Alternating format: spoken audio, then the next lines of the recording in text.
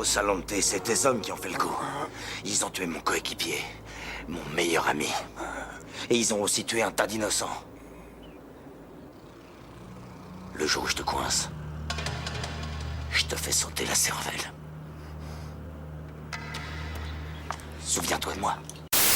Messieurs, mesdames, bonjour, bonsoir, bienvenue sur le podcast de Génération VHS. Un épisode particulièrement particulier ce soir, de nouveau. Pourquoi c'est toujours l'épisode de Michael qui est particulièrement particulier? Je sais pas. Parce qu'il y a plein de testostérone. Ouais, d'accord. D'accord. Nico, comment vas-tu ce soir? Ça va. Ça va? Ouais. Ça va? Ouais, ça va. Ça va, ça. Ok, d'accord. Alors, si vous suivez les petits Reels et compagnie, bah, vous savez que c'est le troisième épisode qu'on enregistre d'affilée avec les deux précédents. Donc, il y a un petit coup de fatigue, mais ça va. Non, ça va. On y arrivera. Voilà. Tranquille, ça roule. Et toi, Mickaël? Écoute, moi ça va maintenant, mon furoncle va mieux. D'accord? J'ai plus besoin de crème, c'est bon. C'est bien ça. C'est bon. T'as encore un sparadrap J'ai les dessus? fesses toutes propres, toutes lisses comme un petit bébé, un Punaise. petit nouveau-né. Et le médecin, il dit quoi? Il surveille encore ou... Le médecin est très content, il m'a ausculté. Optimiste. Oui, il est optimiste. Eh, moi, Fait des nouvelles de coloscopie. santé comme ça, je suis content. Pas de polype? Non, ma petite coloscopie normale pour mes. Vu que j'atteins les 40 ans là. Ouais, en plus, Prostate, tu rigoles, mais c'est vrai. Putain. Eh ouais, on vieillit. D'ailleurs, le titre de cette émission le prouve. Parce que je suis à toute épreuve. Exactement. Et pour l'épisode d'aujourd'hui, vous l'aurez entendu, compris, même lu sur le titre du podcast que vous écoutez, ou écoutez, oui, parce que vous ne le regardez pas sur YouTube, vous l'écoutez aussi. Pour l'épisode d'aujourd'hui, du coup, je vous invite à mettre votre gilet pare-balles et charger vos baguettes chinoises dans votre holster, car on va parler du choix de Michael Qui à est toute épreuve. Oh yeah. C'est mon bureau ici. Un peu de respect. Oui, mais c'est mon commissariat. Et c'est moi le chef. Fais gaffe. C'est un ordre. Tu t'écrases. Serrez pas les fesses comme ça. Si ça urge, les chiottes, c'est là.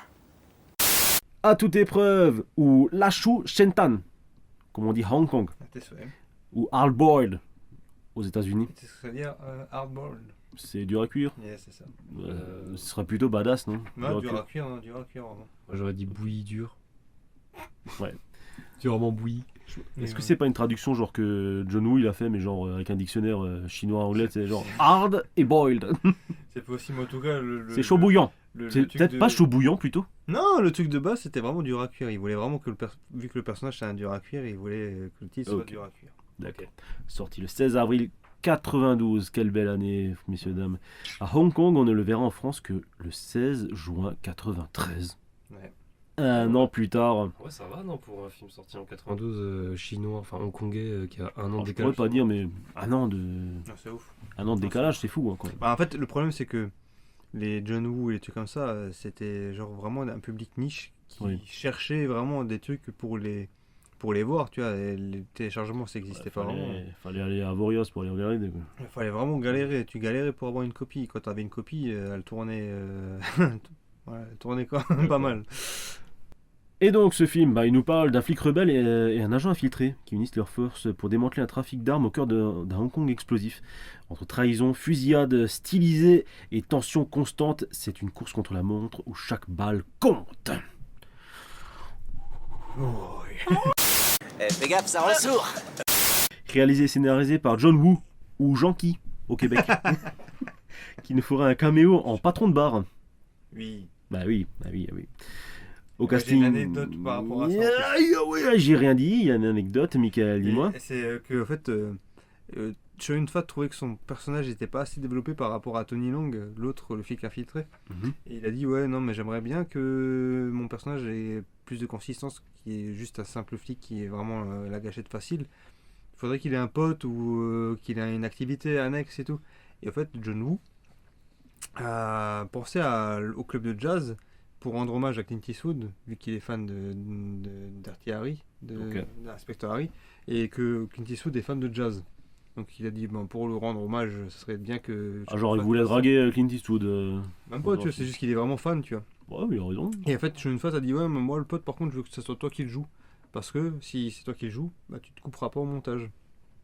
Ah putain, malin le mec. Et voilà, c'est tout. Trop bien, putain. Ça j'aime bien, c'est croustillant, ça c'est comme j'aime. C'est tel un maquis fondant.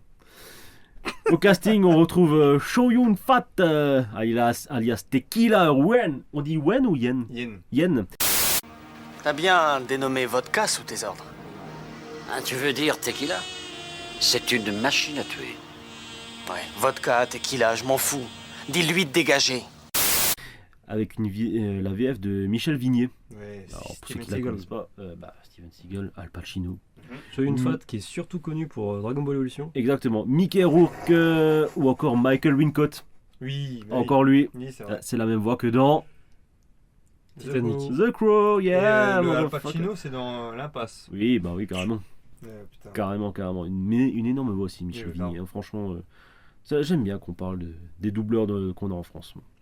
Tony Leung Chiu-wei qui joue Tony, Teresa Mo qui joue Teresa Chang, et on a aussi Philippe Chan qui joue Pang, et Anthony Wong qui joue Johnny Wong. Ouais.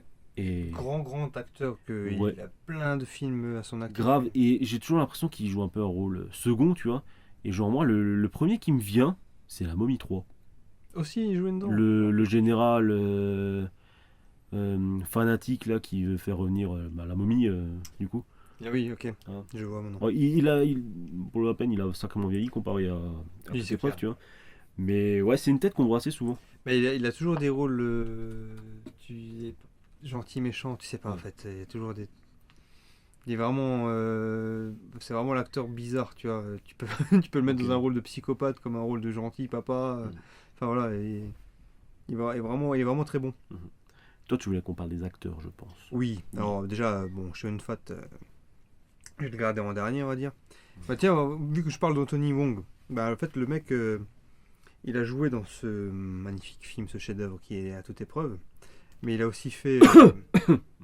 Bah, Mais non, je rigole, c'était pour la blague. mais bah déjà, je le considère comme un Mad Max Fury Road, tu vois, mais pour le cinéma d'action, comme je t'avais dit, c'est genre vraiment les caméras, les révolutions, t'as pas besoin d'avoir du dialogue, tu regardes visuellement, t'enlèves le son, tu gardes le son pour les impacts de balles ou des trucs, mais tu le mets comme ça, tu comprends tout en fait sans chercher plus loin, tu vois, c'est vraiment une source d'inspiration pour beaucoup.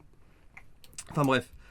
Donc on a Anthony Wong, en fait c'est un putain d'acteur qui joue aussi dans un autre très grand film que je considère comme un autre grand chef-d'œuvre du cinéma d'action qui est Time and Tide de Tsuyo Ark, Oui.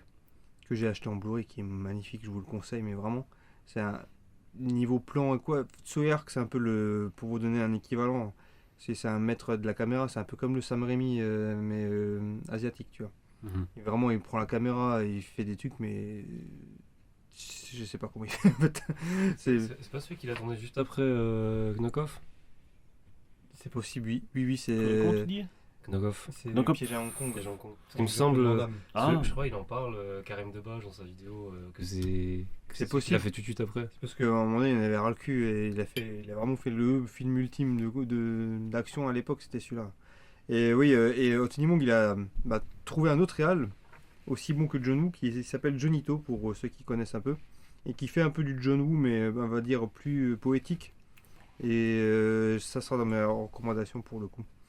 Et après, Tony Leung, je pense que vous connaissez via Marvel, avec Shang-Chi. Oui. Oh, mais oui. C'est le méchant. Oui, c'est Wanu, C'est le le mandarin. méchant. C'est ça. Ah putain, mais oui.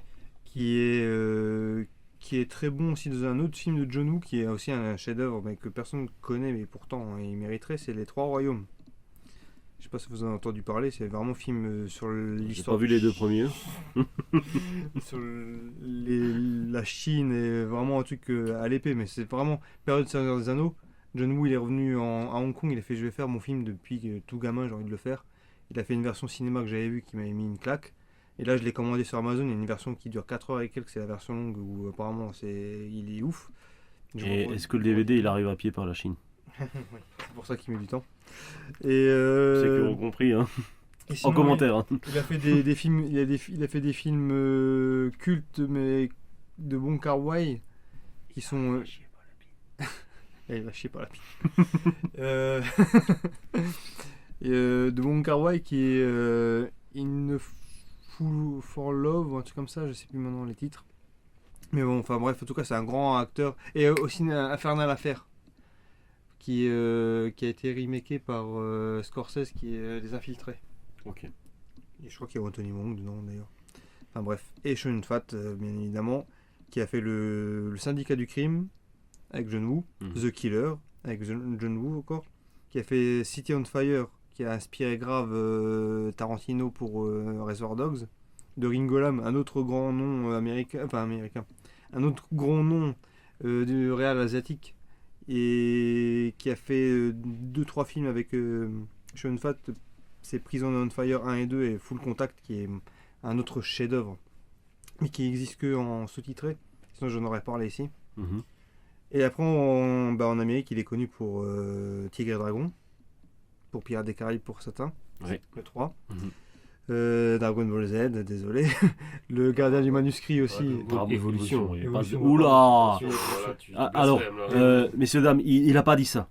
Ne vous inquiétez pas. Ça, c'est de la merde. Il a pas dit ça. Mais mec, je m'en fous carrément. t'es ouf, c'est nos auditeurs là. Il a fait Le Corrupteur avec Mark Wahlberg. Il a fait Un tueur pour cible, le premier Antoine Fuqua, qui ressemble un peu à The Killer justement. Et oui, Le Gardien du Manuscrit, toi tu connais. Ah, bah en fait moi c'est dans ce film que j'ai rencontré, découvert, oui, pardon. Moi, Le Gardien du Manuscrit Sacré avec Sean William Scott. C'est ça. je veux savoir ce que t'en penses Du cas. du gardien du manuscrit. Parce que je sais que le film il a très mauvaise réputation. Moi je l'aimais bien. Moi je l'ai. Tu veux une affiche? Non, ça va. J'en ai deux, si tu veux, de ce film. Écoute, c'est, on va dire de tous ces. Tu veux une affiche? Tu veux, j'en ai deux même. Après, de tous ces films pourris en Amérique, c'est le moins Ouais, pourri en tout cas. Ça c'est sûr. Si vous voulez mon avis, c'est le moins pourri de tous ces films pourris. Bah après il était pas trop mal, je dirais pas, c'était pas de l'humour de forcé quoi, mais Non, mais après c'est ça le quoi. Enfin voilà, après il a fait des. c'était un peu aventure urbaine comme ça, c'était marrant. Tu connais tous les films qu'il a fait, voilà quoi. Oui, c'était C'est un peu comme Alain Delon dans Jules César. Tu dis, ça te navrait un petit peu de voir un mec comme ça c'est ça. dans ce registre quoi. Après moi je comprends que Chow Yun-fat c'est quelqu'un de très simple dans la vie, Oui. genre qui à chaque fois qu'il gagne des millions, genre il donne tout.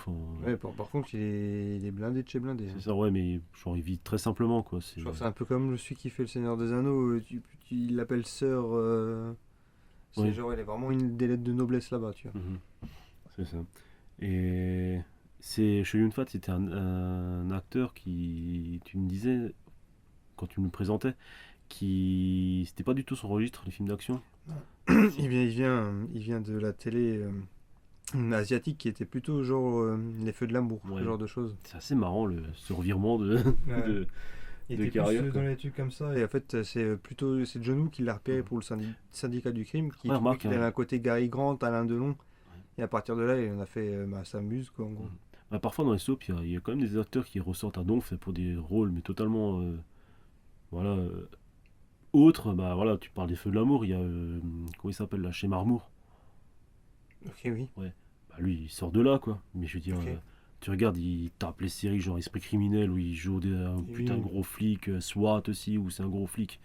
Et enfin vraiment bastonnant quoi. Et puis De base, non. ouais, tu te dis en fait c'est pas parce que les mecs ils ont passé 10-20 ans dans des soaps quoi qu'ils sont pas capables d'autre chose au final quoi. Après, le problème, c'est que j'ai pas vu à quoi ça ressemblait son truc à Hong Kong.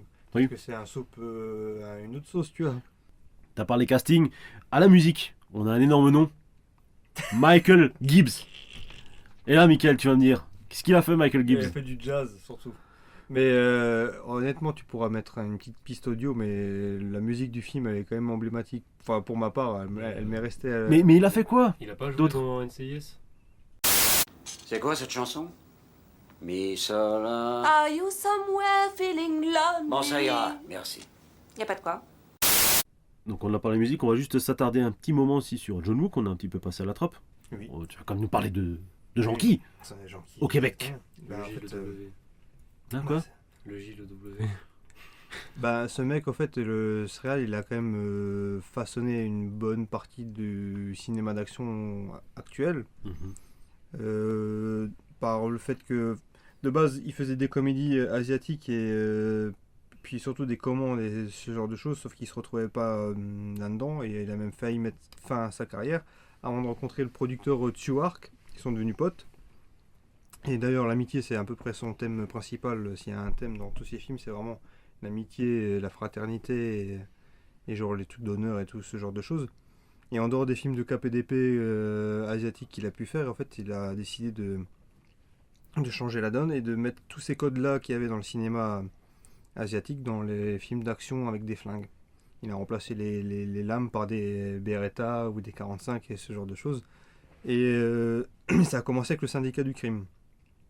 Un qui est plutôt, on va dire, plutôt calme, mais qui a donné le là pour un peu les films polars asiatiques qui allaient naître après, tu vois, toutes les copies qu'il y a pu avoir. Et le Syndicat du crime 2 qui est vraiment, vu le succès qu'il y a eu dans le 1, et il a vraiment mis les bouchées doubles. Et là, tu as vraiment déjà les prémices de à toute épreuve, genre les gunfights monstrueux dans une maison avec du sang qui repeint les murs, enfin bref, la scène est folle. Et par-dessus, après il a fait un de ses classiques en dehors de à toute épreuve, c'est le The Killer, qui a eu un remake il y a pas longtemps avec Omar Sy. Hein De Si, John si. Woo en plus, qui a fait son remake, mais c'est navrant, c'est ouf. C'est Dommage. c'est vraiment un navet en fait. Ouais, c'est vraiment dommage d'avoir fait ça. Et ouais, The Killer, pour beaucoup, c'est vraiment le John Woo ultime. Je pense que c'est celui qui restera dans la mémoire pour beaucoup de monde qui sont fans de ce genre de film. Et après, ouais, pour moi, c'est à toute épreuve qui est vraiment l'appel de pied pour l'Amérique et montrer ah ouais, Piège de cristal, c'est vraiment. Enfin, c'était à l'époque où il y avait Piège de cristal. Piège de cristal, c'est vraiment le film d'action ultime pour vous. Je vais vous montrer ce que c'est un film d'action. Il a mis tout ce qu'il pouvait là-dedans. Et après, la suite, on la connaît. Mission Impossible, enfin, Broken Arrow, Mission Impossible 2, Volte-Face, Will Talker. C'est ça, hein Wine Talker. Wine Talker. On Paycheck. Et voilà quoi. Pas c'est plus Ah, glorieux. Paycheck, c'était lui? Ouais. Ah merde, ok, oui. Ben pardon. Affleck. Et après, il est revenu un petit peu après les 3 royaumes et tout. Il est resté là-bas, mais il a fait 2-3 trucs un peu en avant. Et là, niveau santé, il est pas au top, mais il a fait quand même Silent Night, qui est vraiment plutôt pas mal. Moi, j'avais bien kiffé avec un mec muet. Donc, non, j'avais vraiment bien kiffé. Donc, voilà, en fait, pour le bonhomme. Pour faire large. Pour faire large. Hein. Alors, le film, on en a parlé, on a présenté le film, pardon. On va s'attarder sur le fait de pourquoi on parle de ce film ce soir. Je vais me tourner vers toi, Nicolas, hein, parce que c'est quand même ton choix. Oui, bien sûr. Mais non, bien sûr, c'est le choix de Mickaël. Ce moment, il l'a tellement attendu depuis qu'on a commencé le podcast. Et il faudra que je vous parle aussi de ma première fois que j'ai vu ce film aussi, Le harcèlement constant de Grave. Michael. où j'ai cédé à une pression. Après Hit. Ouais, non, je déconne à peine, mais presque. Mais alors, ce film, comment vous l'avez découvert? Et j'ai envie de dire, tu sais quoi, je vais commencer parce Oui, que je vas-y. l'ai teasé le truc. C'est plutôt marrant. Alors, comme vous le savez sans doute, si vous nous suivez depuis un moment, Mickaël et moi étions collègues, voilà, Avant d'être amant. Juste collègue. avant d'être amants. Sur les fois où on se présentait en tant que collègues, on a toujours été amis aussi loin que je m'en souvienne. Je t'aime. Et en fait, ce qu'il y a, c'est que. Oh, pardon. Non, par contre, sérieusement, tu peux enlever la main de ma puce, merci. Et. Pardon. Bon, j'arrive à terminer cette putain de phrase. Bon. En fait, Mickaël me tannait à chaque fois avec Est-ce que t'as vu à toute épreuve? Est-ce que t'as vu à toute épreuve? Non, franchement, t'as un film que tu devrais voir, c'est à toute épreuve. Ouais, tu me parlais de Volte-Face. Franchement, Quentin, Bon, le pas tout monde le temps. irait tellement mieux si tu regardais à toute Ouais. épreuve. Et purée, une fois, arrivé ce qui s'est passé, on a passé une soirée ensemble. Il y a eu de la musique. Non, mais voilà, Un peu de Phil Collins. on s'est vu. Voilà. Non, mais sérieusement, on s'est vu en dehors du travail. Oui. Voilà. Donc tu m'as gentiment invité chez toi à aller vous regarder un film. Et puis, vu que tu m'en parlais beaucoup, on a choisi à toute épreuve. Enfin, tu m'as un peu imposé à toute épreuve. Et du coup, moi j'ai souvenir de cette séance d'une 1h40 environ, où j'étais un peu épuisé de ma journée, donc je luttais sur les dernières minutes pour pas vraiment m'endormir parce que je voulais pas qu'il soit déçu. Qui profite de Et en moi. même temps, je voyais qu'il y avait un regard sur ma gauche qui me regardait, mais genre depuis 1h40, genre t'as vu, hein, t'as vu, t'as vu, hein, et c'est bien, c'est classe, hein. Tu sais, ce genre de pote un peu assistant sur le côté là, tu sais, genre qui regarde plus toi que le film, c'est genre, enfin voilà, les gens verront pas, mais voilà, et T'en penses quoi? ouais, Alors bien. c'est ça. Tu kiffes ça là? En fait, moi je vois exactement de quoi il parle parce que c'est exactement ce qui s'est passé quand on a regardé Opération Condor tous les trois. Ouais, yes, yes, on l'a vécu tous les deux, ouais. Et du coup, tu sais, le film il se termine et puis et alors, oh, il était bien, hein. Et non, franchement, il était bien.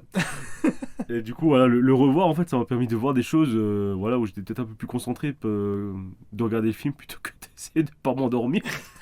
Non, mais je m'endormais pas parce que le film était chiant. Je m'endormais vraiment parce que la journée était compliquée ce jour-là. Les regards d'Henri Michael. Voilà, et Je regardais le film à travers tes yeux. non, mais voilà quoi. Enfin, c'était assez marrant la découverte de ce film, quoi, la première fois. Puis ouais, ça a été un plaisir de le regarder de nouveau. Sans moi. Pour le coup. Bah, du coup, surtout que, voilà, je l'ai pas dit, mais dans les choses un peu neuves de ma vie, j'ai ma télé qui rend l'âme. Je tiens à parler de cet événement triste quand même, parce qu'on est dans un truc un peu télévisuel Un ici. podcast, un moment triste. J'ai perdu un ami. On fait pas d'omelette sans casser deux. Voilà, et je me dis, bah, c'est un peu triste, donc je voulais pas regarder les films qu'on a présentés. Alors, je vais parler de ce soir parce qu'on enregistre le 3e podcast d'affilée, mais je voulais pas regarder avec une méchante tache violette sur l'écran, donc j'ai dégainé mon écran géant, où j'ai regardé à toute épreuve sur mon écran géant. Non, mais franchement, il était top, j'en ai pris plein les mirettes, et voilà, on en parlera peut-être un peu plus après, là, sur les avis favorables et négatifs. Nico, qu'est-ce que t'en as pensé du film? Enfin, comment t'as découvert le film, pardon? Est-ce que ce serait pas un collègue à toi Oui, qui t'en a parlé? ouais. Un gominé. Un gominé, un grand qui aime bien les asiatiques. Ouais, hein. L'exotisme au cinéma. L'exotisme au cinéma. En fait, ouais, bah, c'est par Mika, du coup, via le podcast que j'ai découvert. Parce que moi, j'ai l'anecdote depuis déjà un moment, comme quoi il t'a tanné matin, nuit et jour. J'exagère, mais oui. Du coup, il m'a confié son fameux DVD édition collector, qui coûte 120 €, Mon Dieu. que j'ai manipulé avec précaution. Et je me le suis maté en 2 fois. Je l'ai maté hier et ce matin parce que moi j'ai commencé à m'endormir vraiment, pas parce que le film était mais parce que j'étais claqué. Et du coup, La chance, toi, t'as pu t'endormir. j'ai pu cesser. Et du coup, j'ai terminé ce matin. Tu t'endormis à quel passage d'ailleurs? Je me suis endormi. Avant l'hôpital ou après? Les motos. Ok. Ah putain, Avant la première fusillade. Et en fait, là, ça commence à vraiment partir en. Là, c'est là où je trouve le film il se réveille en termes de mouvement de caméra.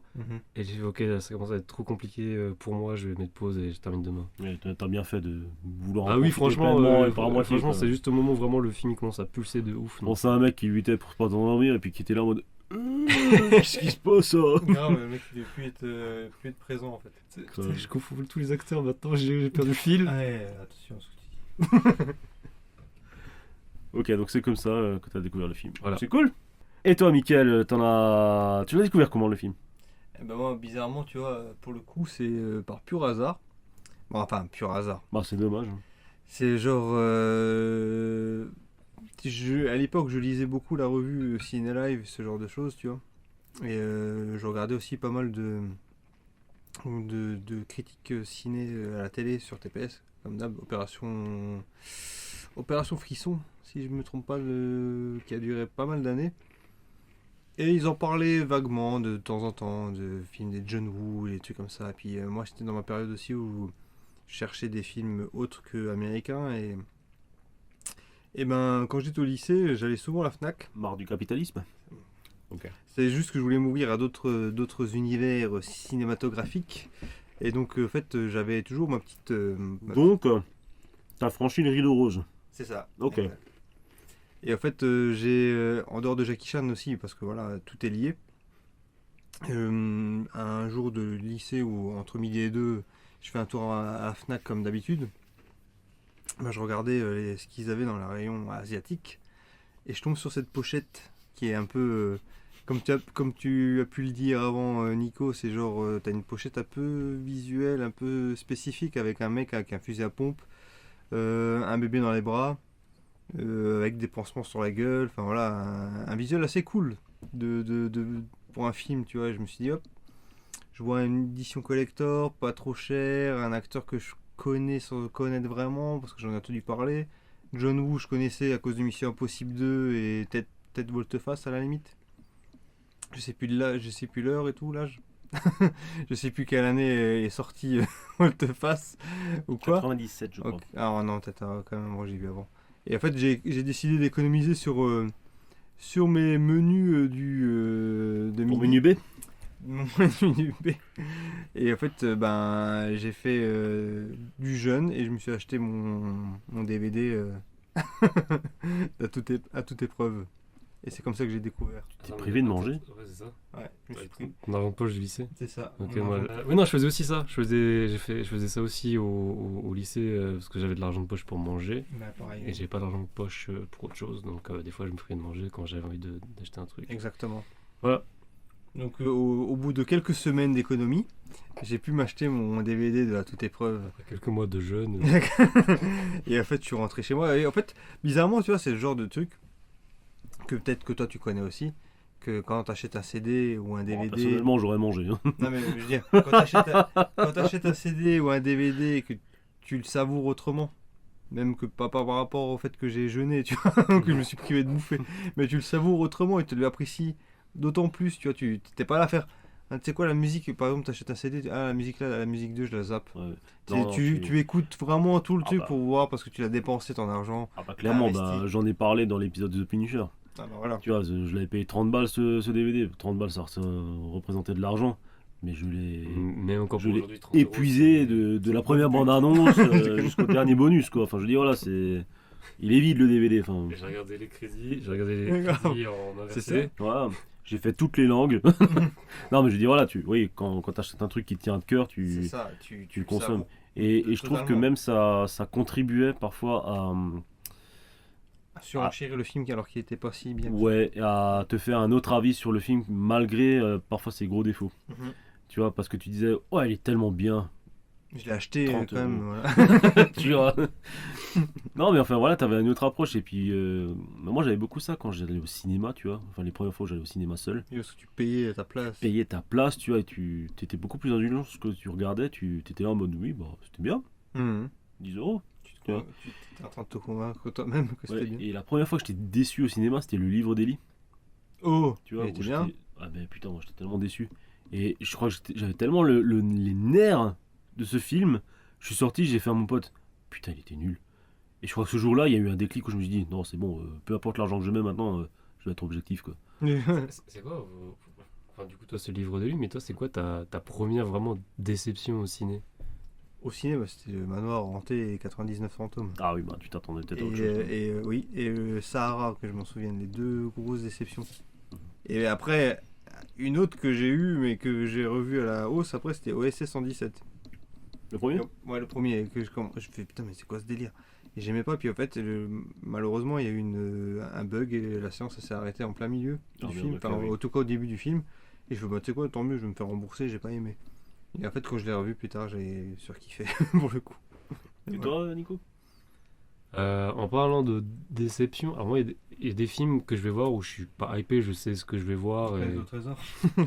Tu sais, je sais que ça va pas être faramineux, ou alors c'est pas des fois pour accompagner des potes. Mais la première fois où vraiment, même carrément j'étais hype, je voulais voir le film, je suis allé voir le film, et vraiment j'ai juste été dégoûté, parce que j'aime bien quand même trouver des qualités, des trucs qui sont pas tellement hauts. Mais là où vraiment j'étais déçu du début à la fin, c'était Jurassic World 3.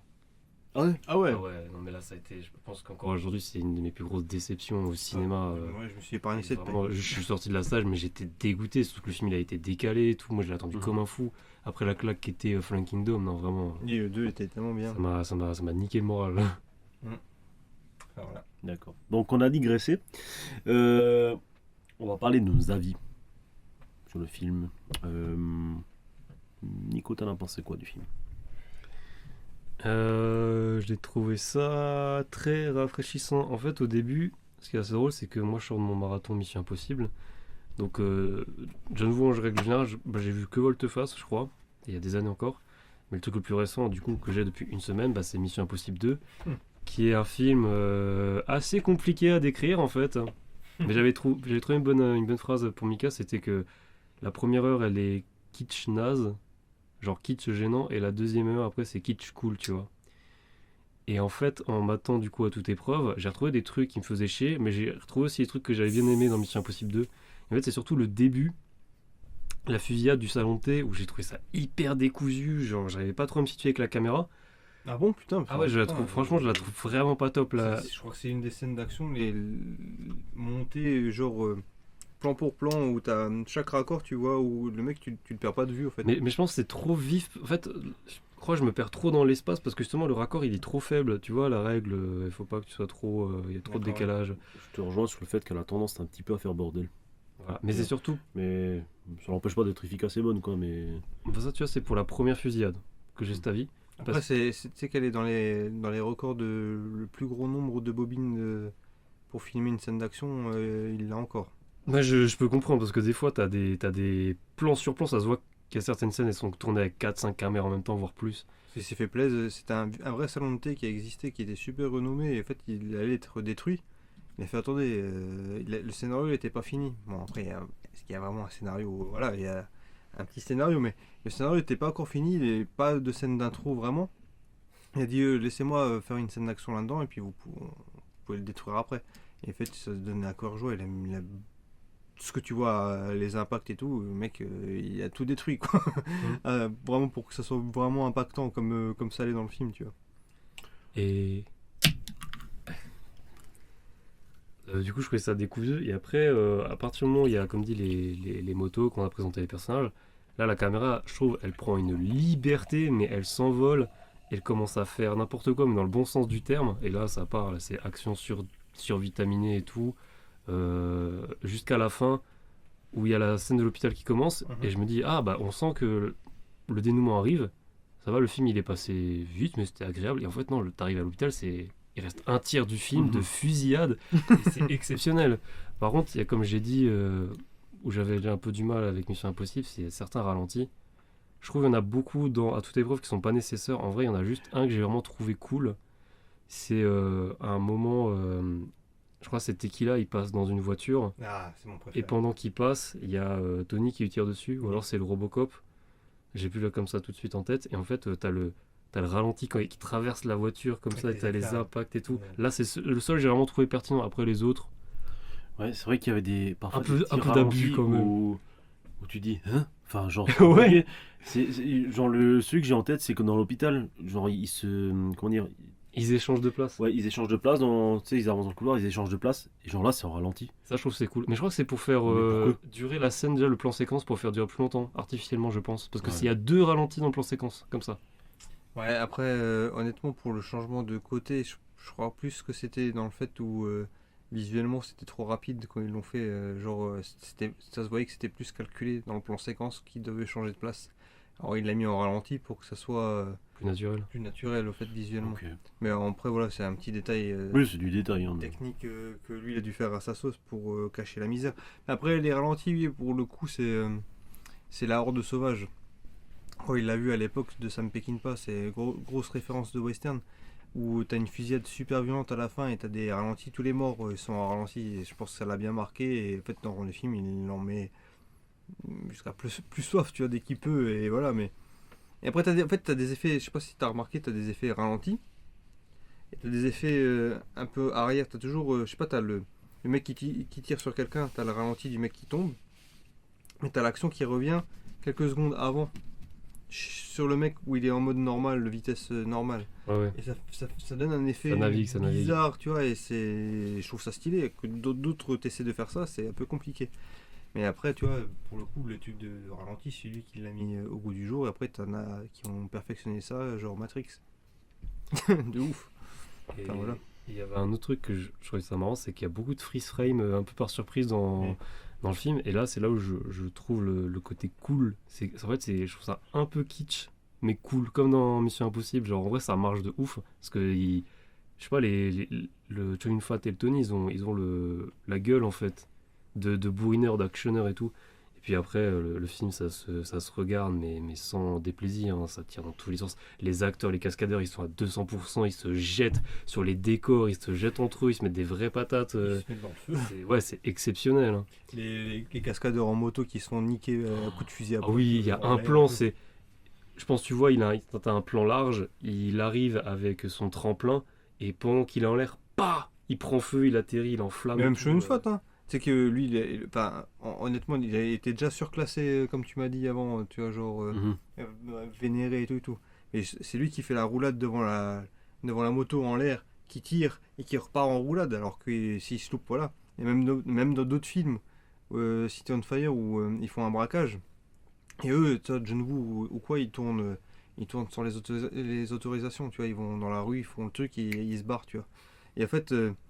il y a une scène de fusillade devant une banque où ils ont tiré, où tu vois Chow Fat qui esquive une balle et qui se prend la balle, tu vois l'impact dans le mur, et ben c'était une vraie balle.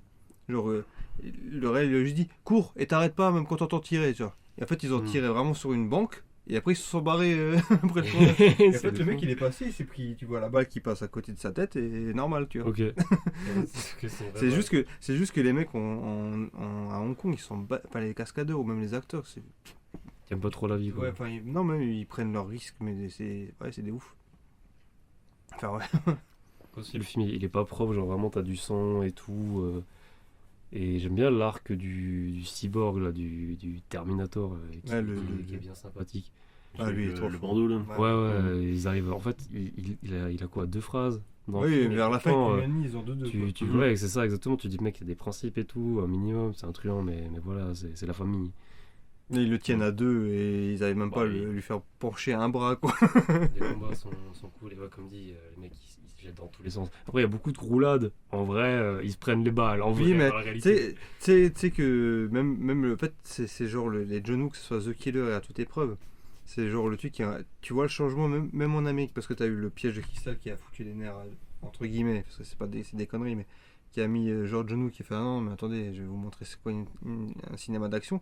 Et bizarrement, le retour de Manivelle, c'est que piège 58 minutes pour vivre, t'as Bruce Willis qui fait 2 flingues et qui fait des roulades à la Chow Yun-fat à tirer dans l'aéroport, tu vois. Et t'en as plein d'autres, et même quand j'ai vu La fin des temps il y a pas longtemps, t'as Schwarzenegger, il fait jamais ça. Mais dans La fin des temps, il sort 2 guns, il commence à tirer à tout va avec 2 guns. Tu fais putain, mais Donc là, les trucs des 2 guns, c'est John Woo à ok. 200%. Donc la Kimbo, c'est une invention hongkongaise du coup, Ah bah, dans les films d'action. Castor Troy, Oui, très connu, hein. bah oui.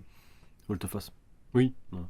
Bah, c'est à partir de The Killer en fait que dès qu'ils ont vu Chow Yun-fat avec 2 flingues, d'ailleurs t'as une réplique de Jackie Brown où t'as Samuel Jackson qui dit à De Niro j'ai un problème, c'est que quand je vois un 45 les mecs ils en veulent toujours 2 alors que tu peux pas tirer avec 2 45 en main, c'est impossible avec les reculs, tu vois, c'est ce qu'il raconte et en fait il dit ouais mais le killer en a un et ils veulent en avoir 2, tu vois, c'est pas possible de faire autrement, donc voilà.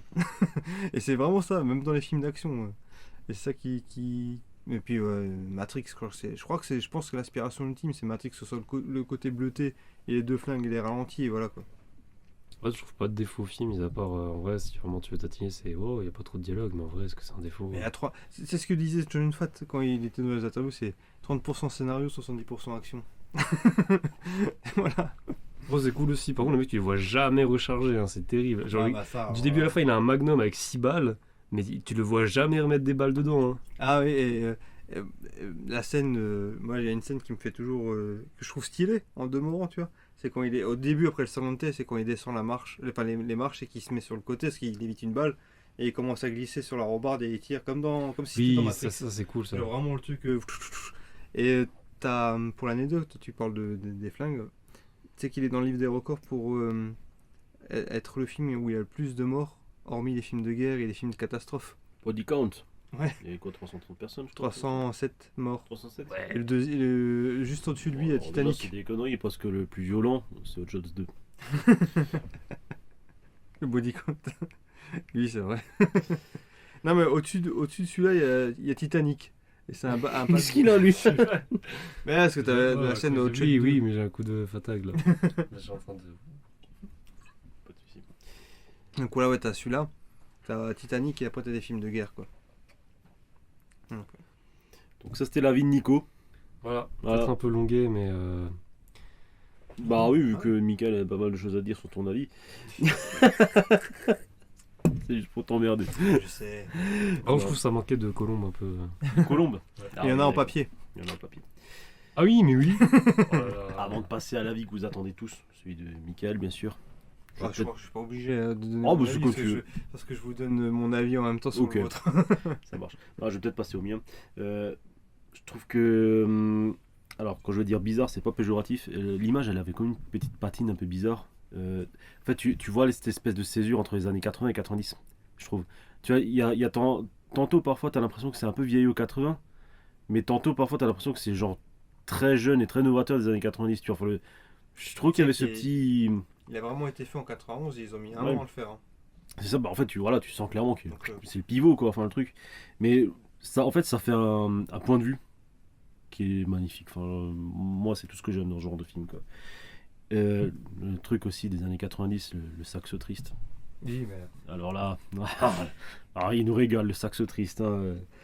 Voilà, et puis ouais, comme dit, on t'en parle assez souvent, voilà, des mouvements de carme. Enfin, je veux dire, c'est un peu comme Sam Raimi. Enfin, je dis voilà, il y a un peu des signatures move, enfin ce qu'on appelle des plans signatures, quoi. Enfin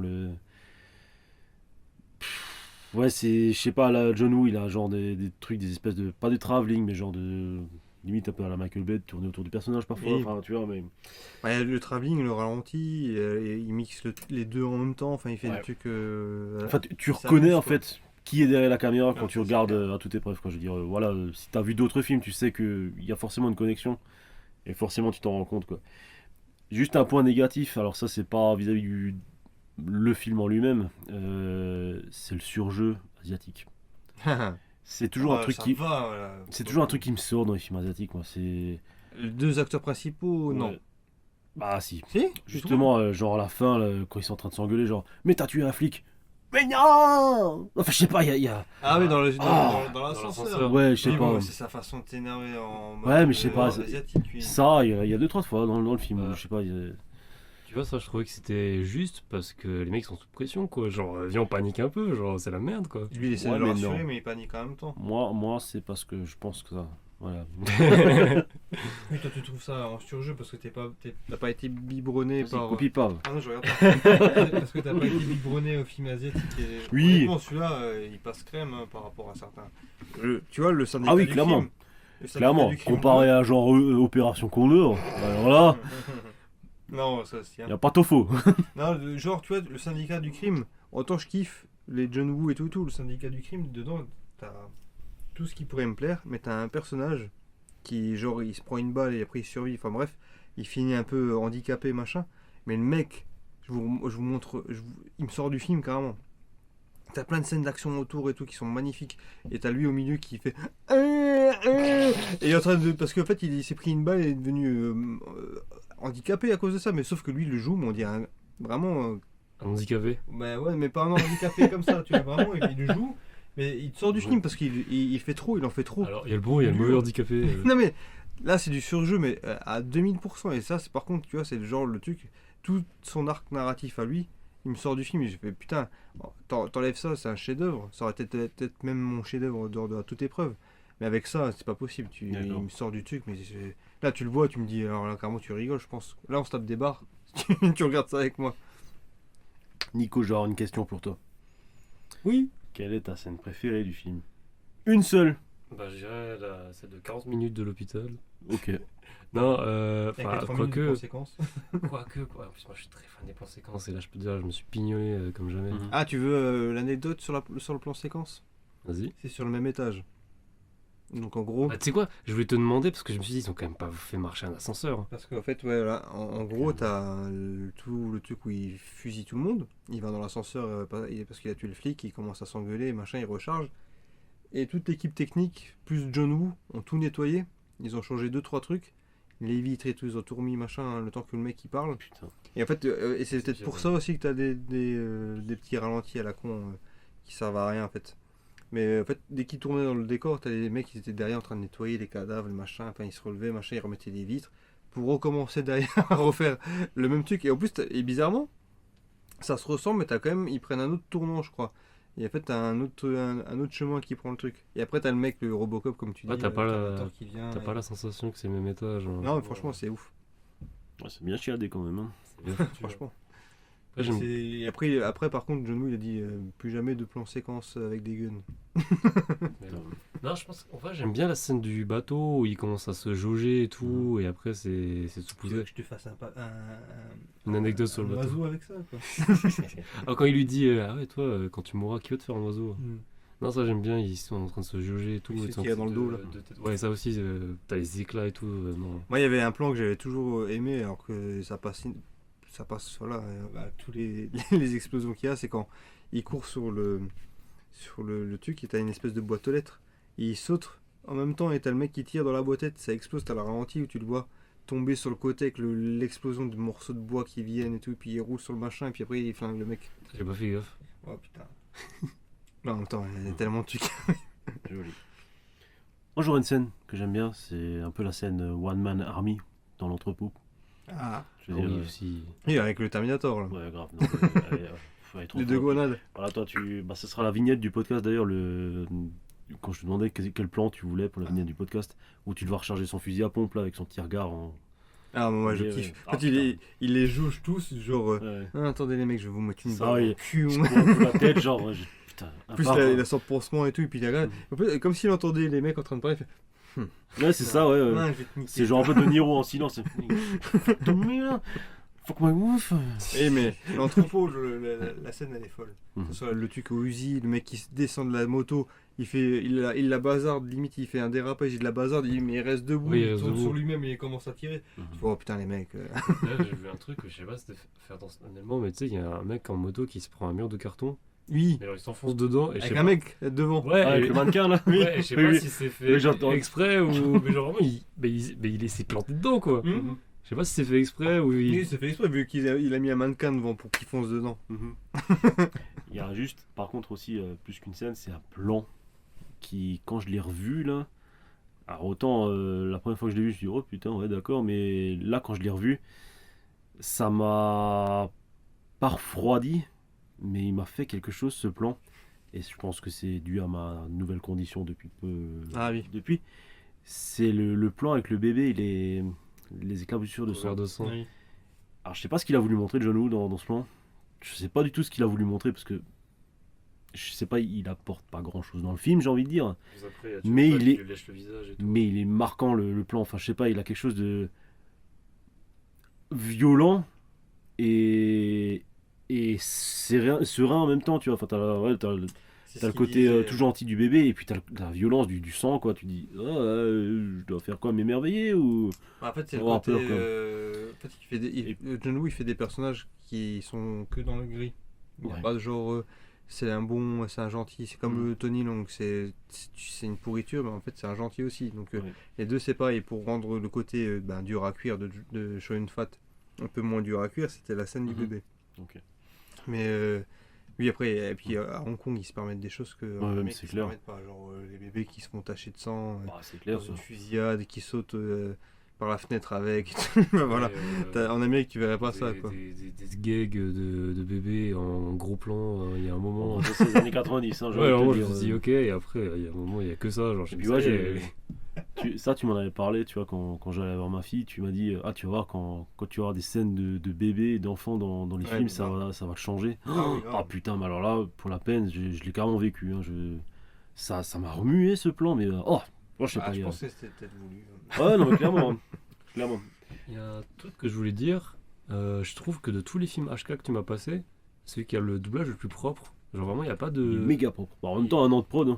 Bah, Pas pour la France, pardon. ouais, mais Ouais. franchement propre et pas de trucs un peu ridicules, un peu. Si, après, à part le- goofy, tu vois. Le chef de la pègre que je t'avais dit. Bah qui allait ouais, voir mais un peu même de lui, je canard, trouve ça passe. Hein. Alors, dans le doublage, par contre, il y avait un truc que je trouvais ridicule, mais je pense qu'à mon avis, ils n'avaient peut-être pas moyen de faire autrement. Et tu me rejoindras peut-être, c'est la chanson là pour débloquer le fichier là. Quand ils sont là, Mimi, sol, la, ré, ré, oh putain, mais. Ah, bah, Non, c'est pas- ça va pas non, sauter, c'est pas- Vos non. gueules, les mecs, quoi. Non, bah, après, c'était marrant parce que même le commissaire il s'y met puis il fait Mimi. C'est vrai, con. l'autre elle se fout de sa gueule. Il fait ouais, c'est bon. C'est genre il se reprend et tout. Je dis, non, mais c'est bon, je le fais pas. Ça. Bon, alors, on va poser une question. Pouf, terrible. Mickaël, c'est quoi ta scène préférée du film? Alors, il y a plusieurs Et scènes. non, une. Pense le moment où il y a le pistolet dans les mains. Ouais, non. Donc, Alors moi, honnêtement, ouais. celle que je pourrais me regarder sans... Oh, non, putain, il y en a quand même deux. Alors même si vous l'avez démoli, moi celle du salon de thé je la kiffe, mais vraiment On pour l'a pas tout. démoli. Enfin, vous avez trouvé qu'elle On a chié dessus, Moi, c'est je différent. juste dit que c'était une à chier. Hein, c'est tout. Non mais je trouve elle est kiffante jusqu'au Bah, bout. ça reste une ouverture terrible. hein. Ouais, voilà, je trouve que pour me placer les persos, que ce soit le cadre avec les oiseaux, le machin, enfin, Il y aurait et tellement, pardon, je te coupe, mais il y aurait tellement de films qui se seraient contentés d'ouvrir sur une scène explosive du même calibre et ne rien te donner par la suite. oui, c'est ça. Tandis que celui-là, ça annonce juste la couleur de ce qui va se passer encore plus sympa. Et, quoi. c'est un grain de sable dans C'est tout ça, ce ouais. qui reste après. C'est genre la plus petite en fait, c'est la plus Mhm. courte. Ah, Et je ouais, te après coupe les rôles, t'as le duel avec le flic infiltré et son Uzi, et quand il se retrouve devant la porte et qu'il donne le coup de pied à son collègue pour pas qu'il vienne et puis qu'il Oui. se fait fusiller quand même, tu vois. Il se prend je sais pas combien de balles là dans le corps. Et que lui après il y va, il commence à le fighter.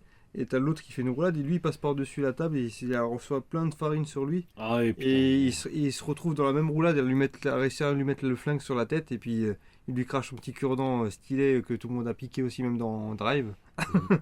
Et après t'as le sang qui éclabousse sur le visage plein de farine. Et je trouve ce plan à chaque fois et je trouve magnifique, genre vraiment le mec bien vénère. En plus il a vraiment la tête vénère, genre juste avant de le flinguer.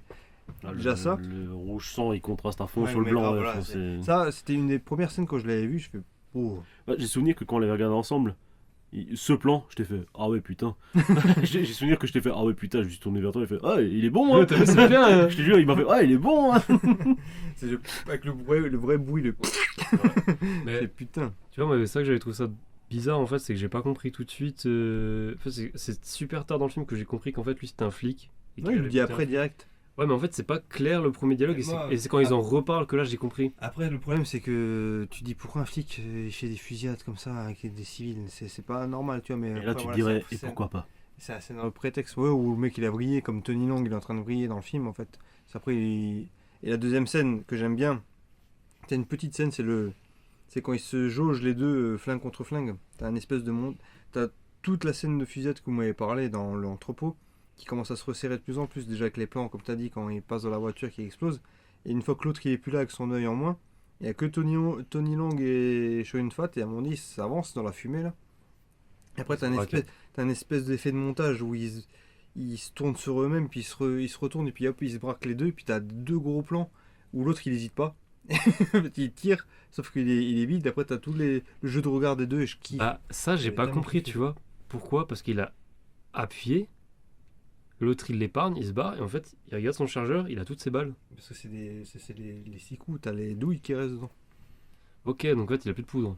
C'est ça. C'est ça en fait, ok, parce que j'ai pas compris sur le moment, je me suis dit, mais pourquoi? Ah oui, c'est vrai, bah il doit Oui, enlever bah, les. ça reste dans le. Ok. Ça. Ça s'éjecte Et pas, ça, ce ok. plan-là, je le trouve magnifique. Et le dernier plan de fusillade, c'est avec le Terminator, tu vois.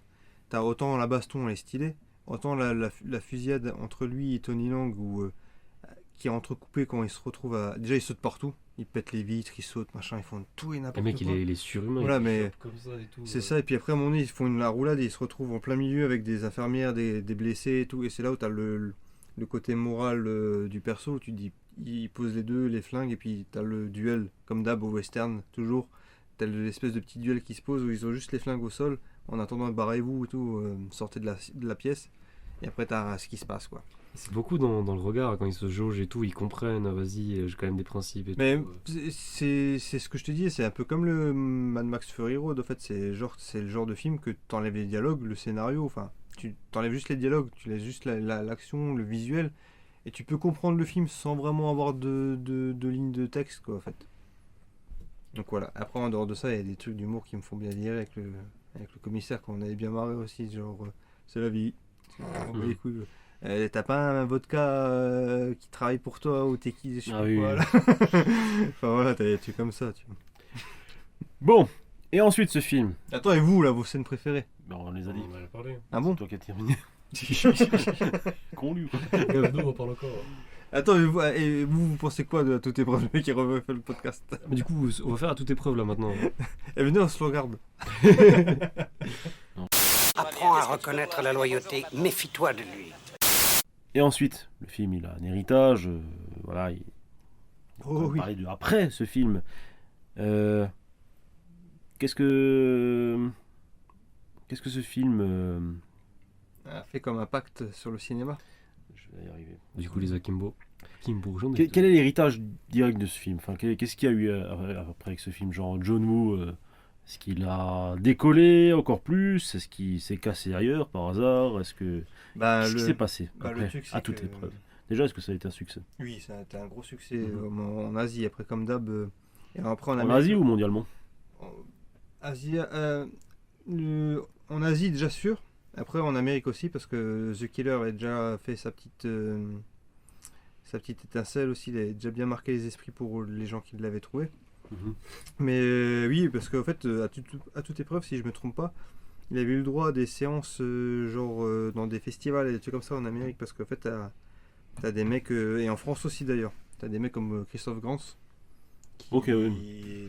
qui suivait justement le cinéma asiatique. Et d'ailleurs, c'est lui qui a fait les éditions collector de pas mal de HK vidéo.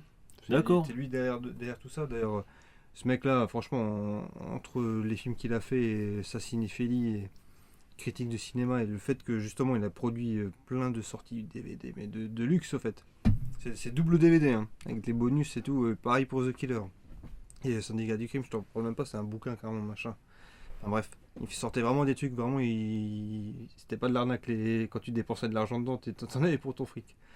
En tout cas, il a eu un certain succès, ça c'est sûr. Les chiffres, ça je les connaîtrais pas. Je m'en rappelle pas. Mais oui, après ça lui a ouvert les portes en Amérique, comme tu sais. Broken Arrow d'abord. Non, même pas. Jean-Claude Van Damme d'abord. La chasse à l'homme. D'ailleurs, c'était une mauvaise expérience pour lui parce que dès qu'il y a un acteur comme Jean-Claude Van Damme ou Tom Cruise, c'est eux qui veulent contrôler tout ce qui se passe, tu vois. Donc c'est eux qui les appellent, donc c'est eux qui veulent contrôler, avoir la main mise dessus. Donc voilà. Oui. Broken Arrow, c'est là où il a eu déjà un peu plus le champ libre. Et Mission Impossible à Tom Cruise, quoi. Et Volte-Face, là vraiment, il a eu je peux faire ce que je veux. Il a juste pas eu le casting d'origine qui était Schwarzenegger et Stallone. Ça aurait été marrant de les voir pour la première fois se fighter comme ça. Et voilà. Mais non, ouais, c'était un gros succès. Et puis ça a inspiré, comme je vous ai dit, pour les plus connus Matrix, et encore là dernièrement, c'est les John Wick. Ok. John Wick, il se revendique à fond à toute épreuve pour le coup et de The Killer. Sauf que, et même Léon, pour te dire, t'as des scènes dans Léon qui ressemblent grave à The Killer, c'est abusé. Enfin bref. Et t'en avais un avec que je voulais aussi parler, t'en avais un, c'était avec Bruce Willis, c'était le dernier recours. Oui. Où il sort c'était un remake du premier pour une poignée de dollars. Et pareil, de gun, mais il fight, mais comme dans. Franchement, il se la joue à la Chun Fat, mais de ouf. Quand tu me parles de The Gun maintenant, j'ai un autre film beaucoup plus ancien qui me vient en tête. Josie Wales. Oh oui. Oh oui, Tu vois. de Sikou. Genkata. Genkata. Genkata. Non, vous connaissez pas Genkata? Ça me dit rien, non. Non. C'est quoi C'est quoi C'est un film où en fait les mecs ils utilisent un art martiaux avec des flingues. Ah, comme Equilibrium. Equilibrium. Eh, qui est ouais. d'ailleurs aussi. Ouais. Oui, putain. Mais ouais, maintenant que tu me dis Après, là, t'as des Josie trucs Wales, chelous, tu parce vois. que Matrix c'est à toute épreuve, et après t'as Equilibrium, c'est Matrix. Donc c'est chelou, tu vois. Mais oui, mais voilà. Mais ouais, putain, oui, les 6 coups, ouais. Et après, en fait, l'héritage qu'il y a eu aussi, c'est ils en ont fait une suite directe, mais en jeu vidéo. Oui. Produit par John Woo, vraiment supervisé et tout, avec Shonen Fat modélisé. Et parce qu'en fait, t'avais, pareil, ils se sont inspirés grave du film pour plein de jeux, genre Max Payne, déjà de base. Le premier Bullet Time, c'était Max Payne avant Matrix. Mais vu que ça a été un succès, pourquoi ils ont pas fait un à toute épreuve 2 directement? Mais il y en a eu un, mais sans Shonen Fat, sans John Woo, sans personne en fait. D'accord. Mais tu regardes, c'est un truc téléfilm quoi. Du coup, le jeu vidéo il est Ah, merde, sorti ok. après ça. Hein? Le jeu vidéo est sorti après le Le téléfilm. jeu il est sorti après le film, oui, mais c'était un. Après le téléfilm. Oui, après le téléfilm, Ok. parce que c'était une suite pas approuvée, tu vois. C'est genre, on a Genre, les mais ça producteurs, après, on a le droit, et voilà, on fait quoi. il s'appelait à toute épreuve 2, mais. Mais Hardboiled 2, tu regardes l'abondance, D'accord. franchement c'est kitsch. En fait, c'est les mêmes idées, moto, hangar, machin, tout pareil. Mais c'est juste que D'accord. c'est pourri. C'est un mec, il a adoré le premier, il s'est dit, oh, je vais faire la mienne, quoi. Mais Et puis, voilà, c'est vraiment, je te jure. Et ouais, c'est dommage, quoi. Stronghold sur PS3 qui était vraiment sympa aussi pour l'époque. Alors, j'ai pas mis les mains dessus, mais à l'époque j'avais vraiment kiffé, moi qui suis fan, musique, tout, les colombes, tout ce que tu veux, les ralentis. Et ouais, t'avais le côté Max Payne, t'avais aussi Dead Rising, si je me Dead Rising aussi, qui était un jeu où tu pouvais vraiment fighter du mec, t'étais un flic avec un chien que tu pouvais Dead vraiment... Rising Non, Dead Rising c'est... avec les zombies. Deep Rising, Non, c'est c'est- un film, ça, non Oui, non, c'est Dead to Rising ou un truc comme ça, bref, avec un flic super hardcore aussi comme jeu. Ah bref. J'ai une question sur ton jeu vidéo là dont tu parles. C'était une suite d'histoire du coup ou c'était genre. C'était vraiment la suite, Ok. ouais. Ok. Et ça Vraiment reprenait super. quel élément du coup? Alors que je me rappelle, putain, je crois que il voulait se barrer aux États-Unis pour sa carrière de flic avec sa fille. Et en fait, en cours de route, t'as des anciens rivaux qui lui prennent sa fille. Ok, donc c'était une histoire supplémentaire. C'était pas une suite à l'histoire Non, non. qu'il y avait quoi. C'était On vraiment, suivait le personnage C'est plus. ça, ouais. Ok, d'accord. C'était plus, ouais, inspecteur, comme inspecteur Harry, Oui, mais oui. avec Tequila, quoi. Mhm. Et ouais, non, ouais, c'était vraiment. C'était une nouvelle aventure. C'était C'est pas. ça. Mais aux États-Unis, c'est pas- ça a commencé à Hong Kong et ça a parté aux États-Unis, D'accord. que je me souvienne. Et pour le coup, c'était Serge Tankian qui faisait la BO. Et surtout, et surtout le menu du jeu. Je me dis ouf. Et je voyais son nom, je me dis putain, ok, Et System du of coup, a c'était Down. quoi la musique? Non, et honnêtement, tu reconnais pas du tout. Je suis. Non, non, franchement, je l'ai Ça flash je l'ai réécouté. Tu reconnais rien de ça. C'est vraiment un truc asiatique et tout bien. Mais c'est Alors vraiment- là, je te conseille Harakiri, l'album solo de Serge Ah, Tankian, où il y a une musique qui s'appelle Ching Chang. ok. Ouais, Mais bah, Harakiri, c'est le nom de l'album. Ouais. C'est pas un de ses sons aussi. c'est aussi le nom de musique, oui. Ok. Et, bon, déjà, l'album, il est Et pourquoi phénoménal. tu me conseilles celui-là? Bah, je sais pas, vu que c'est chinois, quoi. D'accord. Bah, après, Comment le son Ching Chang. Je te jure, c'est Ching Chang. Voilà. Ok. Et Harakiri, en soi, bah, c'est japonais, quoi. Donc, voilà. Mais la musique est sublime, d'ailleurs, et le clip aussi. Je regarde, tu sais quoi, tu m'as Mhm. piqué la curiosité là. Je te passerai l'album. Ah oui. On va poser une question à Mickaël, qui nous risque de nous prendre un petit peu de temps. Quel impact a eu le film sur toi, Mickaël? L'impact par balle, ça c'est sûr. Vous allez vous coucher, c'est ça?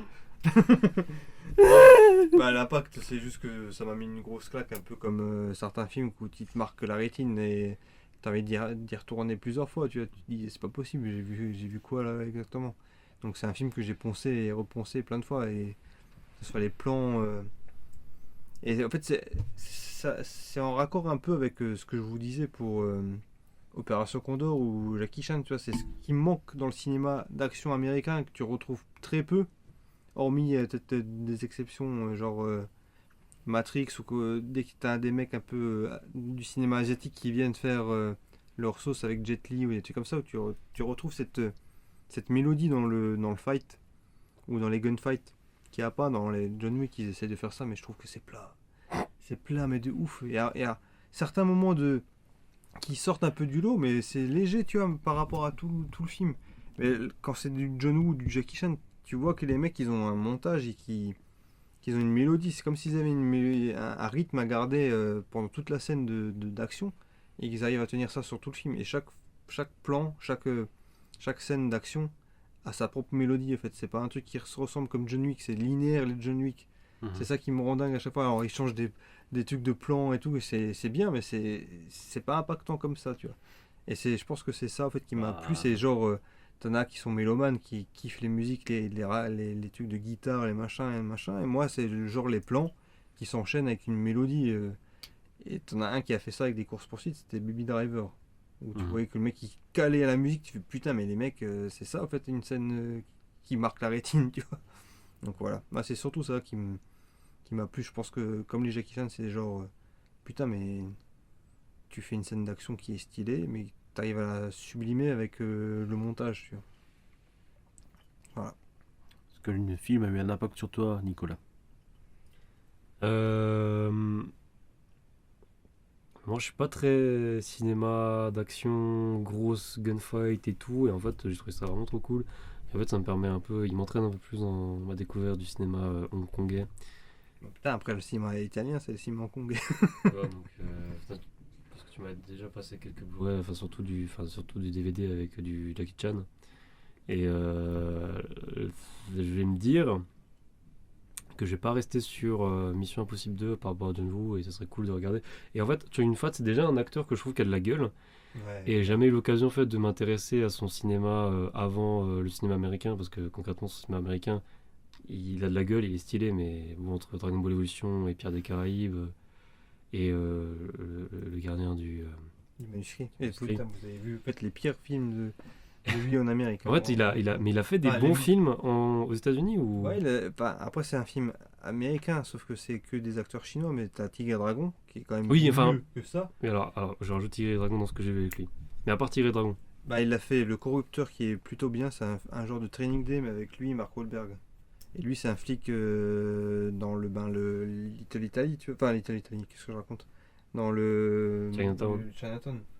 Et en fait, t'as Mark Wahlberg, c'est la recrue. Et tu penses que c'est un flic correct, sauf que il a des procédures de merde. Alors, c'est pas un pourri comme dans Training Day, mais putain, mais t'as 2-3 scènes. Déjà, tu reconnais toutes les têtes que tu vois dans les films de Luc Besson ou avec Jet Li. Tu fais putain, ok. Et franchement, Mark Wahlberg et les deux ensemble, ça envoie du pâté quand même. Et en dehors de ça, t'as le tueur pour cible, mais après, on va dire, c'est une pâle copie de The Killer. Ok. Avec Danny Trejo en tueur à gage aussi. D'ailleurs, maintenant que j'y pense, anecdote, moi c'est Tigre et Dragon, c'est ma grand-mère qui me l'a montré. Oh. J'ai vu avec ma grand-mère. Ouais. Rends-moi mon peigne.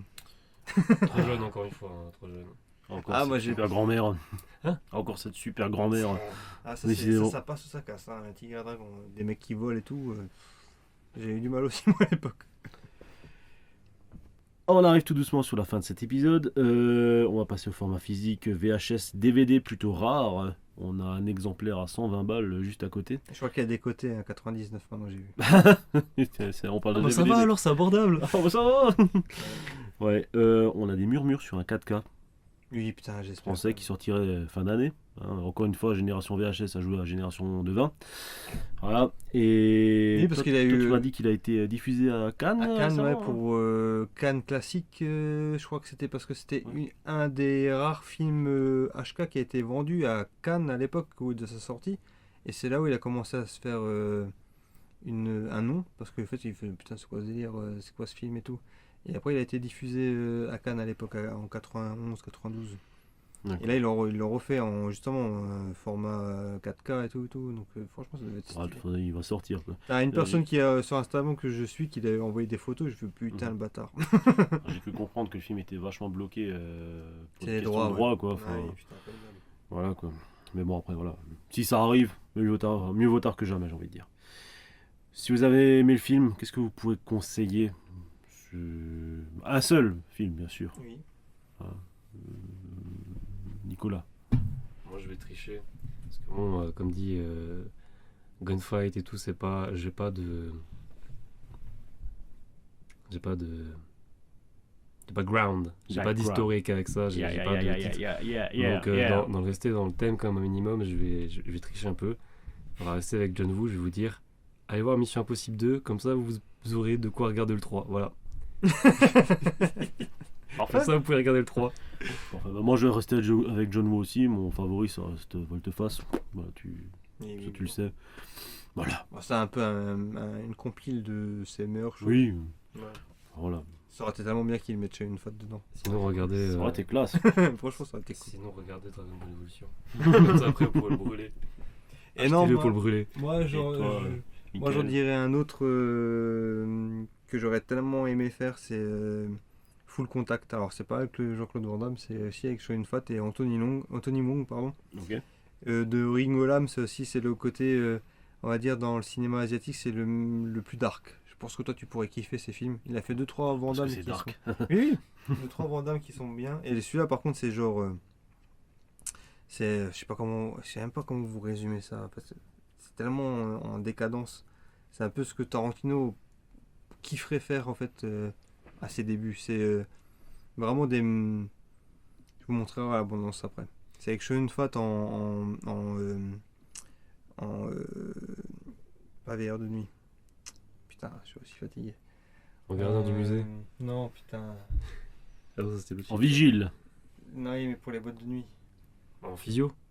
En videur. Voilà. En physio. C'est sur une fat en mode videur, mais genre look punk. Le genre un peu punk et avec une Harley et tout, qui fait.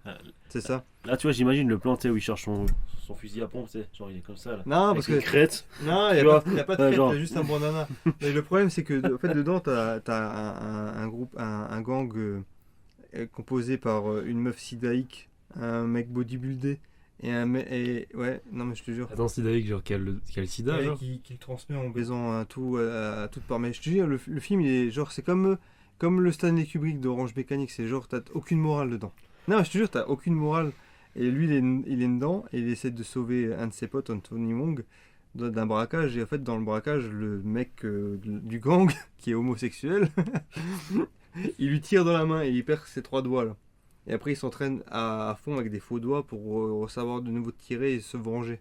Et non, mais après, en dehors de ça, le film, il est pas. Je vous montre l'abondance après, je vous jure. Il y a des plans iconiques, dont une que d'ailleurs James Cameron a piqué. Il a dit, il a vu ça, il a fait je vais faire Terminator 2 là-dessus. Avec la Harley Davidson. Et à partir de là, il a mis Schwarzenegger sur une Harley à cause de ce film. Ok. Et t'as vraiment le même plan, genre de nuit, le sol mouillé avec l'Harley qui vient et l'autre au fusil à pompe. Enfin bref. Voilà, moi je conseillerais Full Contact de Ringo Lam. Très bien, très bien. Bah après, c'est marrant que tu en parles parce que du coup, en accord, c'est sorti après Terminator 2. À toute épreuve. À toute épreuve, je pense, oui. Oui, quand même, largement, oui. Du coup, il y a le retour. Est-ce qu'il a piqué le look et la dégaine de Schwarzenegger pour son perso? Je sais pas. Mais à Full Contact, moi je parle pour Terminator 2. Oui, non, mais oui, j'avais compris. Mais je te parle après. Full Contact, c'est avant, à toute épreuve. Oui, mais j'avais compris. Mais c'est ce que après, tu vois, genre Cameron, il a piqué à lui. Et après, c'est John Woo qui a piqué à Cameron. Ah oui, peut-être, bah, c'est possible. Hein, Tu vois, le serpent qui se mord les couilles. C'est sûr. Parce que, c'est sûr, parce que les nous, c'est des cinéphiles. Du coup, j'imagine tellement un serpent avec 2 boules maintenant. Enfin, bref. Moi, je vois John Woo dans des vidéos où il monte des flingues, il fait ça, c'est le flingue de machin et tout. Et c'est des enfants en fait, je te jure. Ah, c'est mon pistolet, Là, je te jure, il tire loin. Il montre genre ça, je l'ai pris de tel et tel film. Le mec, c'est un cinéphile aussi. Tu vois que il kiffe ce qu'il fait, tu vois. Sinon, vous avez vu quoi dernièrement? Ça va être dur là. Après 3 trucs. T'as vu quoi dernièrement, Nico? Mission Impossible. Mission Impossible 3, c'est plutôt pas mal, j'aime bien. Ça peut être Mission Impossible. C'est vrai. Alors je vais plutôt dire ce que j'ai envie de regarder là. Prochainement, j'ai bien envie de me faire Dallas Buyers Club Oh. avec McConaughey. Oui. Et je me rappelle à l'époque, donc j'avais, c'est quoi, 2012-2013 bah, j'avais 12 ou 13 ans. Et j'avais vu à l'époque la bande-annonce et je savais déjà à l'époque qu'il y avait un truc Bizarre. qui serait pas, qui avait l'air ouf. Et là, je suis retombé sur un extrait, donc presque 15 ans plus tard, et je me dis, putain, mais il faut que je regarde ça, ça a l'air trop bien. Il est bien. Il est sympa. Il est vraiment sympa. Avec Jared Leto en Travelo. Un Travelo. Ah ouais. Et toi, Michael, t'as vu quoi dernièrement? Alors dernièrement, bon, je me refais des vieux films quoi. C'est pas. T'as raison. Donc qu'est-ce que je me suis regardé? Bah, bizarrement, tu vois, ça tombe bien. J'ai regardé Killer Joe avec Matthew McConaughey aussi. C'est très alright, tout ça. Non mais c'est vrai, comme par hasard, c'est pour ça que t'as dit ça, je fais ouais. Lourd. Mais ouais, réalisé par Friedkin, celui qui a fait L'Exorciste. Et c'est tiré d'une pièce de théâtre, mais je l'avais déjà vu au cinéma, j'avais pris une claque, mais t'as une scène à la fin avec un pilon de poulet Ok. que t'oublies pas de sitôt, limite ça peut te dégoûter du poulet quoi. Donc voilà. Alors moi j'ai vu un film. Je vais y venir. C'est quoi? Non, même pas. Alors d'abord j'aimerais parler de quelque chose que... Voilà, je vais faire publiquement. Je suis désolé Michael de ne pas être venu à ton anniversaire surprise. Qu'il y a eu il y a quelques jours. Ah si, j'ose. Je voulais le faire pour ton épisode. Et... Bon, je voulais le faire pour son épisode. Ok, d'accord. Et du coup, bah... J'ai regardé ton cadeau. Comme tu devines, c'est pas une machine à café Senseo. Ah bah du coup c'est cool que tu le fasses maintenant parce que si t'en avais parlé après que j'ai parlé de mon père mort, ça aurait été déjà un peu bizarre. Ah, j'ai un cadeau. Donc, Michael, il a un... Et t'as regardé mon cadeau. Ouais, c'est un film dont tu m'as souvent parlé. J'espère que tu l'as pas acheté entre-temps. Ça c'est chaud par contre. Mais ça peut être quelque chose. Voilà. Ça c'est chaud parce que j'achète énormément. de- Pirate 2 et Je 4 l'ai en trouvé. Blu-ray. Et je me dis, je peux pas passer à côté. Oh non, je l'ai pas. Oh putain, merci. Ça te plaît? ouais. Ah, nickel. Donc, pour ceux qui ne voient pas avec les yeux de Michael, bien sûr, il s'agit du film Congo. Ouais. Et c'est bon, c'est foutrement bon. Alors, c'est parfois un T'as petit kiffé peu, c'est vrai, c'est parfois un tout petit peu kitsch. Ouais, Ouais. je l'ai vu au cinéma, je l'ai pas revu depuis. Ouais, putain la vache. C'est parfois un petit peu kitsch et par contre, il y a un casting de ouf là-dedans. Mais il y a le clown de ça. Ouais, bah, Tim Curry, Tim Curry, Oui. C'est la meuf de Ozark. Finalement, que je savais pas qu'elle avait fait. le rôle autant de films. principal. Ouais. C'est la La blonde, là. meuf de Truman Show. Aussi, oui. Ouais, c'est la C'est meuf vrai de Jim Carrey dans Truman Show. T'as beaucoup de rôles dedans. T'as aussi. Oh putain. Tim Curry, c'est T'as. Merde, Ernie Hudson, pardon. Oui. De SOS Fantôme et The Crow. T'as aussi. Alors, j'ai jamais son nom, le second couteau que j'adore là dans La Momie 2. Ah, Jason Fleming. Non, La Momie 2, il joue aussi dans Oz. Le- Putain, le grand black là. Oui, oui, mais dans The Crow aussi, non? Non, pas dans The Crow. Ah non, celui qui a le bonnet là. Ouais, dans Oz, il a Oui. le bonnet. Ouais, je l'adore dans. Ah, putain, oui, dans- il est là. Non, c'est le black. C'est le Non, black. ça de c'est The Ernie Crow. Hudson. Oui, ok. Oui. Mais c'est Non, pas dans le- La Momie 2, tu t'en souviens Il avait le bonnet rouge là, enfin c'était le sbire là qui il traînait le gamin tout le temps. Là. Oui, oui, je me rappelle plus. Ouais, du- et dans du Oz, blaze. c'était le mec qui était responsable des cuisines. Oui, ok. Tu vois le Oui, gars oui, je vois lequel, mais après le nom. C'est toujours un second couteau. Et puis j'adore ce mec quand il joue dans un truc, il le joue toujours à 300%. Quoi. C'est pas le film avec les singes tueurs là? Si, si. Mais vous savez que je crois que j'ai vu ce film à la télé, je crois que j'ai vu que les 30 dernières minutes, il y a genre 15 ans. Possible. Et puis bah, du coup, en fait. Elle parle en plus, je crois. Hein. Ouais, il y a un singe qui parle. Oui, quoi, oui, enfin, putain, oui. Un gorille qui parle. Puis du coup, bah, en fait, c'est d'après un roman de l'auteur De Michael Lucifer. Crichton. C'est un truc de fou, quoi.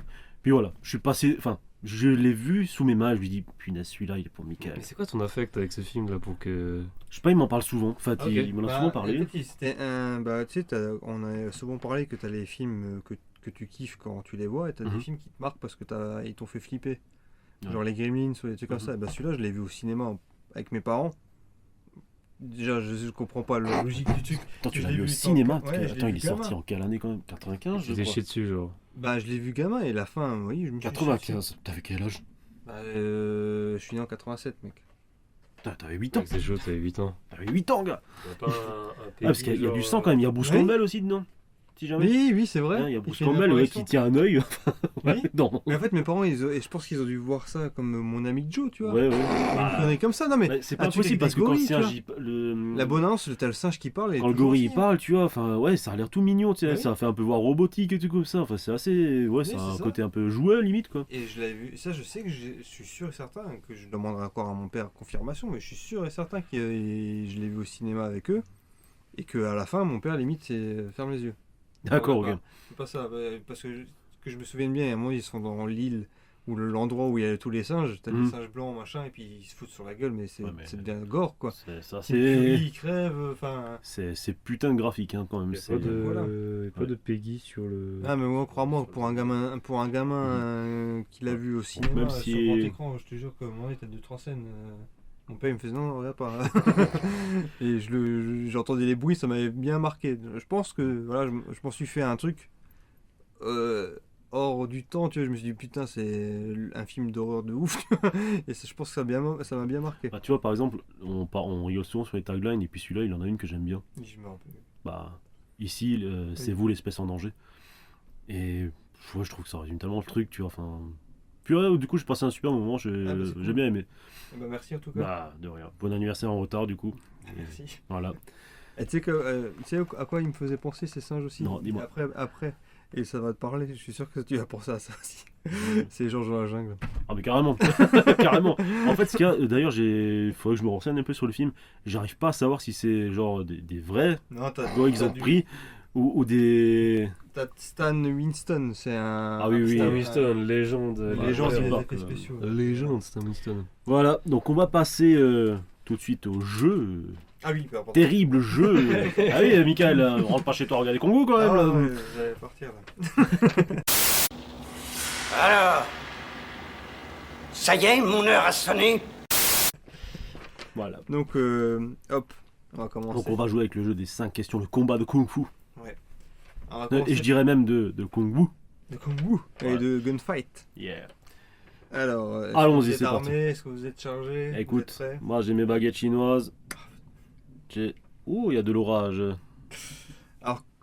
Comment s'appellent les deux héros du film? Tequila et Tony. Ah, t'as raison, ouais. Non, c'est pas Tony pour le coup. Mais il dit pas son blaze dans Fifi. son vrai blaze. Tequila, sans Il y a juste un prénom, pour le coup. Tu t'entends juste son prénom. Bon, c'est pas pénalisé. Mon de Tequila, regarder ses déjà, fiches, c'est hein. bien. Et Tony? Non, c'est pas Tony. Il s'appelle Alan. Ah oui, ouais, à cause d'Alain Delon, je crois, non? C'est possible. J'ai pas fait attention qu'il disait son vrai blaze. Parce qu'ils c'est ont. Ouais, en plus, ouais, c'est un vrai truc ça. Parce qu'il fait Alain Delon dans Le Samouraï. Oui, bah, Samouraï, The Killer, c'est son samouraï à lui. Ouais, et du coup, en fait, il voulait absolument un mec qui ressemble à ça, donc il C'est a ça, appelé ouais. Alain. Alain Delon. D'ailleurs, je trouve que Tony Long, il joue super bien quand il flingue le parrain Mhm. et qu'il se retourne, qu'il se retient de pleurer et qu'il sourit. Je trouve que cette scène, je trouve qu'il joue super bien. Bref. Ça fait un point pour personne. Bah si, pour Nikos, il a dit Tequila en premier. Bah, c'est bien alors. Comment survit l'informateur? Ah, il lui met le briquet dans la poche, comme ça la balle elle va dans le briquet, il croit qu'il l'a buté et il saute par la barrière. C'est ça. Très compliqué, hein. Le mec il est quand même fort, il réfléchit. C'est un pickpocket, ouais. C'est alambiqué, comme on dirait. Ouais. Et par puis chez surtout, nous. un mec qui survit un coup de feu à bout portant avec un pauvre briquet, un zippo, quoi. Enfin, voilà, quoi. Zippo aurait dû péter déjà. Ouais, qui aurait dû lui brûler la peau, là. Et après, il se fait flinguer comme une merde dans l'hôpital pour une scène de... Ah, venez là, je dois vous opérer. Alors, je l'ai pas précisé avant dans tout ce que j'ai raconté sur le film, mais combien de temps dure le plan séquence? Est-ce que vous savez?